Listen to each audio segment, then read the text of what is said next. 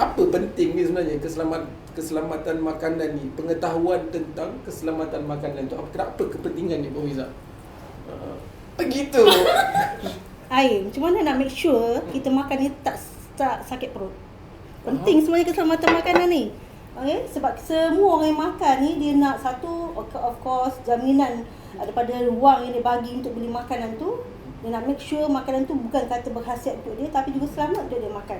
Jadi sebenarnya bidang makanan ni memang sangat penting kan, kan? Especially food science. Food science sebenarnya dia adalah heart of kita katakan cooking lah. Sebab food science ni kalau katalah bidang makanan ni, macam mana kita nak tahu makanan tu selamat tak selamat, macam mana nak prevent makanan tu pada daripada keracunan, semua daripada food science lah. Kita akan kena pasti bakteria apa yang wujud, cara nak cegah, kalau ni tu memang sangat penting. Sebab tu di FHM sebenarnya kita buat kursus ni untuk make sure mereka-mereka yang terlibat dalam bidang makanan ni tahu dia orang handle makanan ni, what types of microbe yang mungkin ada dalam tu. Dan dia orang boleh cegah macam mana cara nak cegah benda tu supaya makan yang disediakan kepada customer tu selamat untuk dimakan. Yang penting kita nak make sure customer tu selamat daripada sebarang food poisoning cases. Kalau saya tambah sikit lah, sebab kalau macam saya lah dalam kelas, saya selalu cakap dengan student, you all ni actually frontliners untuk dalam bidang kulineri.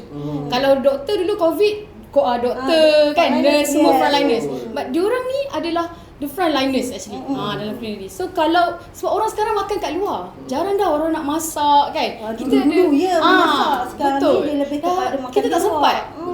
So kita hanya harapkan orang yang food handlers dekat luar ni lah prepare good food, food yang selamat untuk kita hidup lah. Kita makan untuk hidup ke hidup untuk makan? Hidup untuk makan ke makan untuk hidup? Makan untuk hidup.